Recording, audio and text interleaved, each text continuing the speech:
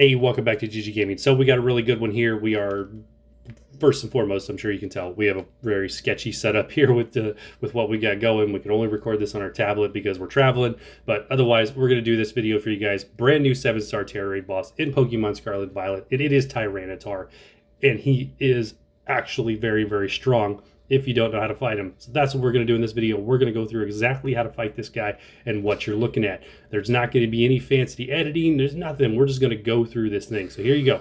Here's what you got to work with. This Tyranitar is a ghost type Tyranitar, which means you do not have to worry about that rock. Do not have to worry about that dark type. He is going to be fully weak to two things and two things only. That is dark and ghost types. All right. Beyond that, I'm going to get rid of that. And we're going to go over to the Cerebi side here that's already up next to it. And we're going to talk about his move set. All right. So right out of the gate, he's got Stone Edge, Crunch. Whoops. Put that back up. There you go. Stone Edge, Crunch, Earthquake, and Shadow Claw.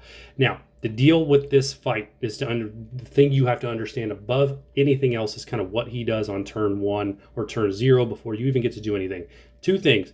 He's going to put up his ability, which is Sandstream. He's going to put up Sandstorm, which makes that Stone Edge stronger, or at least more accurate. I don't know, whatever it does. He hits like a truck with this thing, as well as that Earthquake. But he's also going to use this little guy right here, Focus Energy. All right, Focus Energy on turn 0. No way to stop it, no way to get rid of it. You are going to have to deal with those critical hits one way or another, because it is what it is. That's what Focus Energy is. It's one of the best moves in the game for a reason, and he gets it right out of the gate, making this fight just a little bit tougher. The showcases we are going to do handle it very, very well.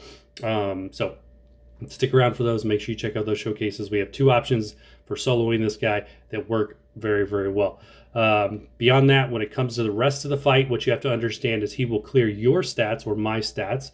It's 85% time, so right there.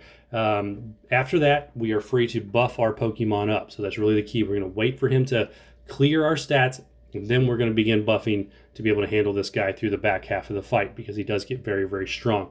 And then we have these other two moves right here that are coded. Dragon Dance. Dragon Dance at 75% time as well as 65% time can be very, very lethal if you do not control those. So we'll talk about those in the showcases and exactly how you're going to control those as well, because those are the other two coded moves. It means he's only going to use them at those intervals and those intervals alone. Big things about this fight, we're going to focus on Dark type as our weakness because he is Ghost. If you use a Ghost type, the Shadow Claw move here, combined with that Focus Energy, is going to be 100% crit hit, and it's going to wreck your Ghost types. So if you do find a Ghost type that works, let me know, because I'd love to give it a try. Put it down there in the comments, but right now, what we've got is two Dark type options for you. Beyond that, when it comes to his stats, they are really, really good.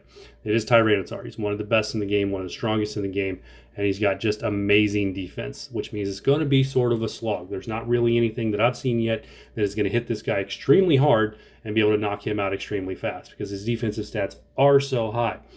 His attack stat is also really good at 334, and it's boosted by the mint or whatever it is that pushes that thing up.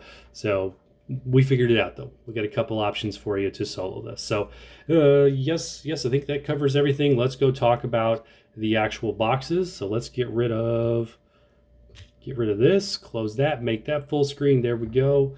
And let's go take a look at our YouTube box, kind of what we are going to do. So here's what we're working on for this Tyranitar. All right, we got the what is it, Crawdaunt, and as well as the Samurott builds work really, really well to solo this guy. All right, we're going to go through those in the showcases, so make sure you check those out. We're also kind of working on, move my camera out of the way, working on Urshifu as well as this Tauros. I think there's an opportunity there to potentially make those soloable. Just haven't quite got them across the finish line. Urshifu maybe a little closer than Tauros, but we will see. If I can figure those out, we'll make a video for those. Now, in terms of your party, the Pokemon you want in your party, you're going to want an NPC with Intimidate. That is going to be either Arcanine, Tauros, or Staraptor. One of those is almost a requirement, especially if you're soloing. If you get two, that's just bonus grounds. When we first soloed this thing, we had two, but we've actually reset our party. Now we only have Tauros in our party to show during these showcases to prove to you you only need one of them. And we don't even have a healer. The healers, of course, are Gardevoir and our Bolivia over here with grassy terrain, as well as Give him moves up. There we go. As Life Dew. Life Dew and Grassy Train being the 2 healing moves here. Gardevoir is really, really good. I really do like Arbolivia in this fight as well. Both of them for healing. So if you get one of those 2, plus one of your Intimidators, Arcanine, Tauros, or Staraptor, it really does make this fight so much easier. But I think you are at the very least going to be required to have at least one Intimidating PC to make this thing even somewhat reasonable. Because with his critical hit boost and everything else, you just need to be able to take the hits a little bit better, and that Intimidate ability drops his attack stat, and really does help control it through the fight. So beyond that, there's not too many other NPCs. You can kind of just sort of random whatever you get. There's a few in there that'll really help you, maybe with Scary Face or whatnot, but or even defensive down on Leer, but nothing too much to worry about or even try to go for. So just get yourself an Intimidating PC, and we'll be able to make this thing work no problem. So we'll see that in the showcases. We're going to showcase both the Crawdont as well as that Samurott. Completely forgetting their names already. So go check those out. One or both of those. Let me know what you think. Let me know what other builds you are using and what you think of this 7-star Tera Raid boss. But that is it for this video. Let's get over and actually do those showcases. See you in the next one.